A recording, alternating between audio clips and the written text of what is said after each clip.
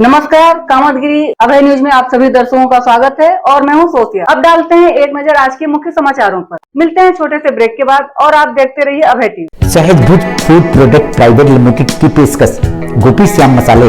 यदि आप अपने खाने में स्वाद बढ़ाना चाहते हैं तो आप गोपी श्याम मसाले का उपयोग करें। हमारे यहाँ सब्जी मसाले हो या मीट मसाले, हल्दी हो या धनिया, गरम मसाले हो या चाट मसाले, सभी पिसे एवं खड़े उपलब्ध हैं। साथ ही आटा जैसी खाद्य सामग्री, सरसों का तेल एवं विभिन्न प्रकार के ड्राई फ्रूट्स उपलब्ध हैं। अब थोक विक्रेताओं को मसाले से लेकर विभिन्न प्रकार के ड्राई फ्रूट्स खरीदने के लिए शहर जाने की जरूरत नहीं।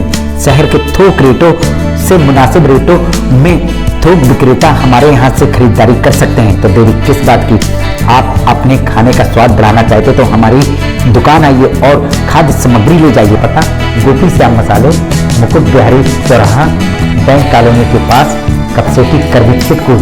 समाचार बुलेटिन में आपका पुनः स्वागत है। चित्रकूट में अधिवक्ता संघ के अध्यक्ष अशोक कुमार गुप्ता के घर पर बम से हुआ हमला अब तूल पकड़ता दिखाई दे रहा है।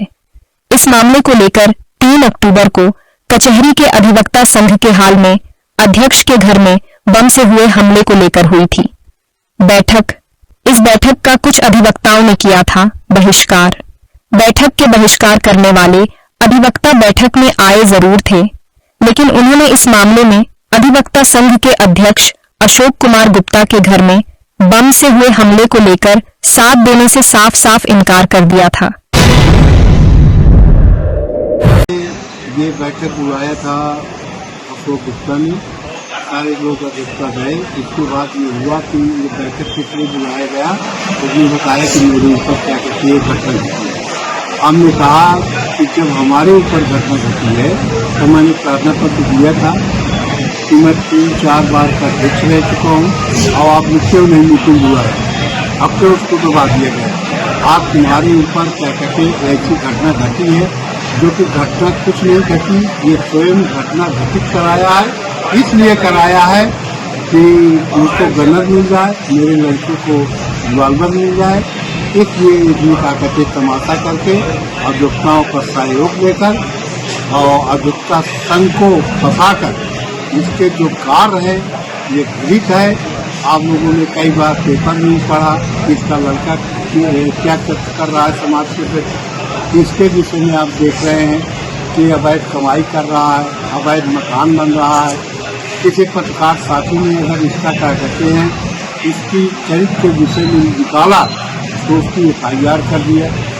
किसी के जमीनी विवाद है उसकी FIR कर दिया। अरे जब तुम अपनी व्यक्तिगत रंजिश को लेकर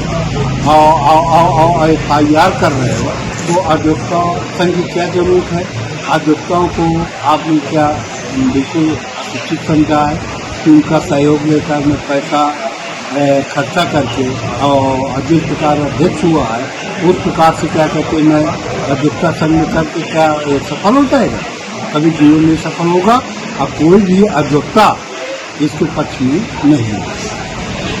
जिस पर अधिवक्ता संघ के अध्यक्ष से इस संदर्भ में वार्ता की गई तो उनका कथन, जो लोग इस बैठक में आने के बावजूद बहिष्कार कर रहे हैं वह लोग अधिवक्ता संघ के चुनाव के प्रतिद्वंदी रहे और अधिवक्ता संघ के चुनाव के दौरान उनके जीतने पर यह प्रतिद्वंदी उनको हजम नहीं कर पा रहे थे और लगातार विरोध कर रहे थे। ऐसे लोग कैसे अधिवक्ता संघ के अध्यक्ष के घर में हुए बम से हमले में साथ देंगे। दूसरे ही कुछ अधिवक्ताओं ने आरोप लगाया हुआ है कि ये फर्जी है, उन्होंने खुद अपने घर में हमला करवाया हुआ है।